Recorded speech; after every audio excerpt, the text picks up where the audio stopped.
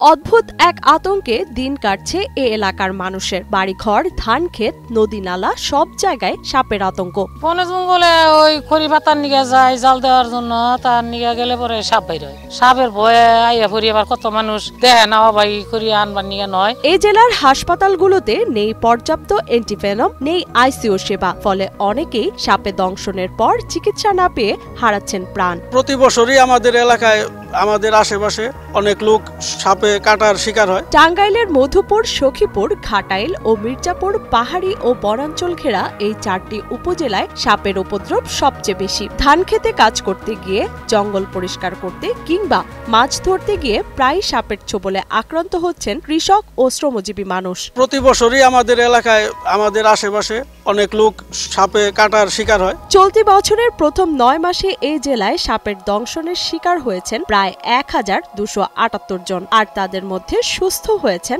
1155 জন, refer করা হয়েছে 119 জন, আর প্রাণ হারিয়েছেন 4 জন। স্থানীয়রা জানান, হাসপাতালে গেলে অনেক সময় অ্যান্টিভেনম না থাকায় রোগীকে পাঠাতে হয় ঢাকা বা ময়মনসিংহে। এমন অবস্থায় মৃত্যুর ঝুঁকিতেও পড়েন অনেক রোগীরা। অধিকাংশ উপজেলা স্বাস্থ্য কমপ্লেক্সে অ্যান্টিভেনম না থাকার কারণে তারা বিভিন্ন মেডিকেল হসপিটালে বা ঢাকা, ময়মনসিংহ রেফার করে রোগীদের। সেই রোগীগুলা একেতে ওজাবাদ্যদের কাছে, কবিরাজের কাছে গিয়ে ঝাড়ফুঁক দিয়ে সময় নষ্ট করে। আবার উপজেলা স্বাস্থ্য কমপ্লেক্সে গিয়ে সেখানে সিরিয়াল পাইতে পাইতেও একটা সময় অপচয় হয়। সময় অপচয় হওয়ার পরেও স্বাস্থ্য কমপ্লেক্সে ভর্তি হওয়ার পরে যখন দেখা যায় অ্যান্টিভেনম নাই, সেই রোগীকে ঢাকায় বা ময়মনসিংহে নিয়ে যাওয়ার সময় দেখা যেতে অধিকাংশ রোগীগুলোরই রাস্তায় মৃত্যু হয়। চিকিৎসকের পরিবর্তে এখনো অনেকেই সাপে কাটা রোগীকে নিয়ে যান ওঝার কাছে। এতে নষ্ট হয় মূল্যবান সময় আর প্রাণ হারান অনেকেই। সাপে কামড় দেয়, সাপে কামড় দিলে পরে কত মানুষে যখন হাসপাতালে যায়, আর গরিব মানুষ যারা তারা তো হাসপাতালে যা হারে না, ওই ওঝার কাছেই যায়। ওজার কাছে গেলে পরে ওজায় হয়তো যাইরা বিষ নামায়, নইলে মেডিসিন খাওয়ায়, কতগুণ আবার মারাও যায়। কৃষিকাজ করতে গেলে অনেককেই সাপে কামড় দেয়, আর সেই সাপগুলা বিষধর সাপ। বিষধর সাপ কামড় দিলে পরে আমরা ওজা বাদ দেয় এদের কাছে নিয়ে যাই, কবিরাজের কাছে নিয়ে যাই ঝাড়ফুঁক দিয়ে ভালো করার জন্য। তো আসলে তারা ভালো হয় না, অধিকাংশ মানুষের মৃত্যু হয়। হিরন আরও মিনারেল ওয়াটার মাত্র 50 পয়সায় প্রতি লিটার।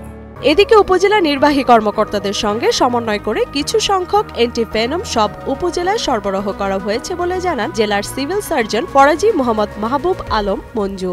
সখীপুরের যে প্রশাসন, উপজেলা প্রশাসন, ওনারা সহযোগিতা করছে। প্রশাসন 70 ডোজ ভায়াল, 70 ভায়াল অ্যান্টিভেনম আমাদেরকে দিয়েছে এবং আরও দেওয়ার আশ্বাস দিয়েছে।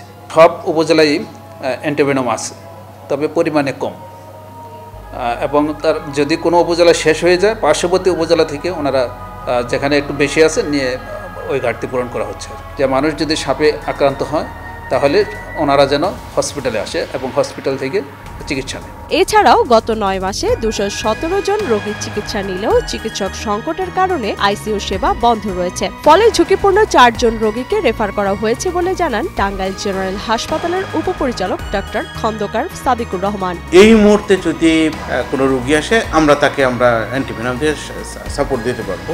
আমাদের এই জনস্বল্পতার জন্য আপাতত আমাদের আইসিইউটা বন্ধ আছে।